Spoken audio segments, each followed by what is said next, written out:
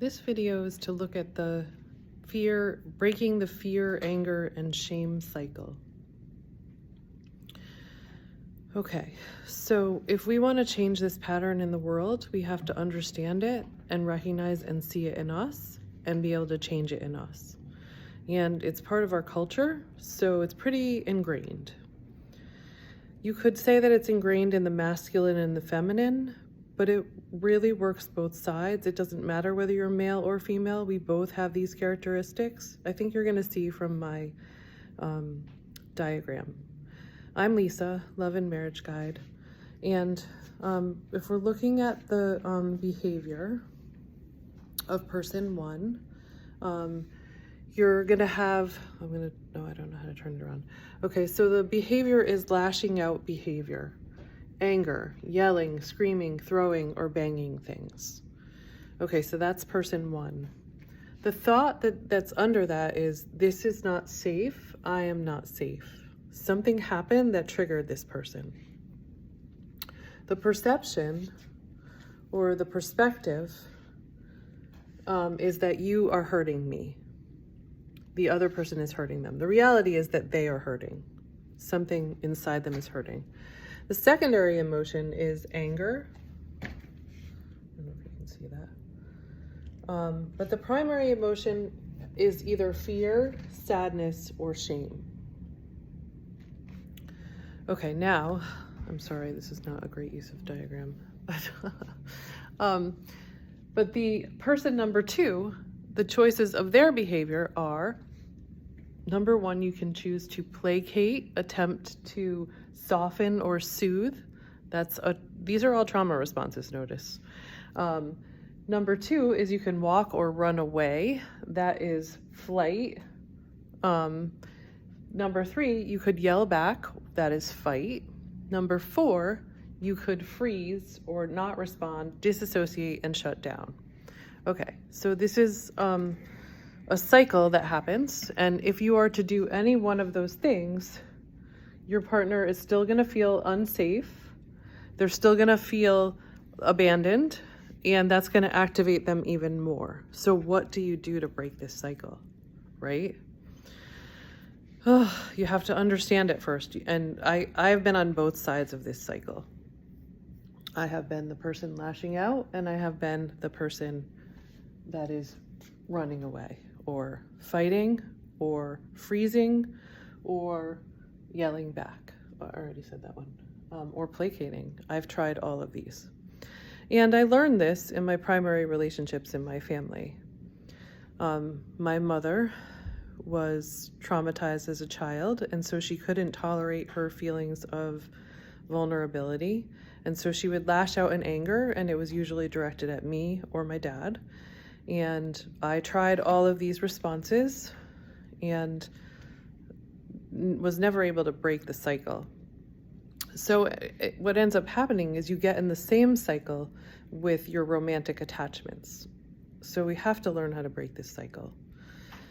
And we learn in relationship.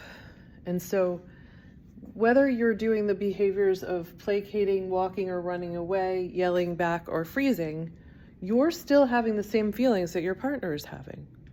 This is not safe. I am not safe. You are hurting me. And really, I am the one hurting. Both of you are hurting. So I think if you know that, that's step one. And then the secondary emotion is anger, and the primary emotion is fear, sadness, and shame. Now, one of you may not be comfortable. One or both of you may not be comfortable with those feelings of fear, sadness, and shame. And that's really the key, is being able to acknowledge, accept, feel those feelings, validate those feelings for yourself, and take care of those feelings for yourself. Because once you can do that, you can create safety for yourself and safety for your partner. And you can work this through together. You cannot take care of your partner. You have to take care of those feelings in yourself. That is the way out. That is the way to break this cycle. Taking care of those feelings of fear, shame, and sadness in yourself. So let's say you have an angry partner in front of you. that's a very scary situation. Sometimes it can escalate to violence. So you have to know, do you need to get yourself out of this situation? Do you need to get help? But if your partner has never been violent with you and they are pretty able to control themselves, you can just take a step back, relax your arms. This is like from trauma work. So relax your arms, don't be threatening, breathe, and then just wherever you're feeling the feelings inside of yourself, the fear and or the sadness, just take care of it. Breathe in, feel it, acknowledge it, validate it. Of course, I'm afraid. This is scary. This has been scary to me in the past. This has not gone well.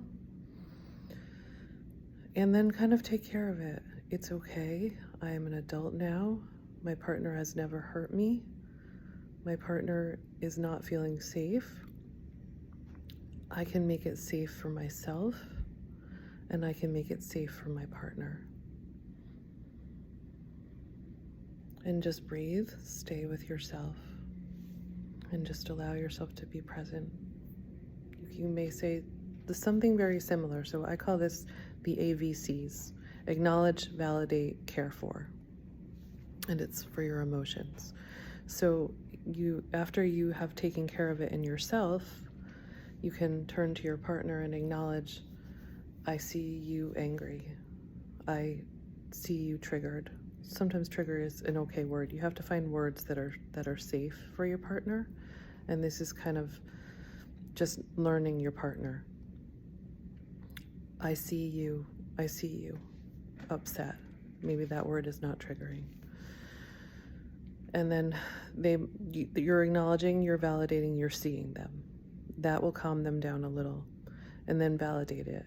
I could understand why you feel that way.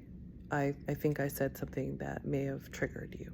You're owning it and you're validating it for them. They may then try to put it on you more. Don't really allow that. Just soften a little bit, but not too much. Make sure you keep your boundary. So be careful about that one.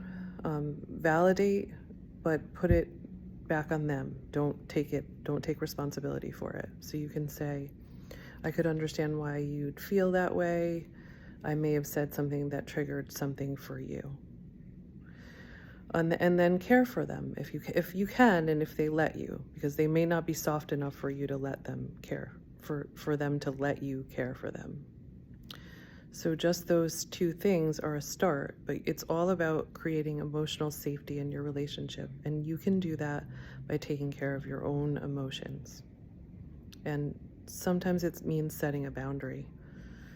But it's setting a boundary that is still caring for the other person and understanding their needs. It's a tricky balance. And it's an art. But I think the first step is understanding what's behind it, what's underneath it. And also knowing that nobody is a bad guy. You're both hurting, and you just have different ways of responding.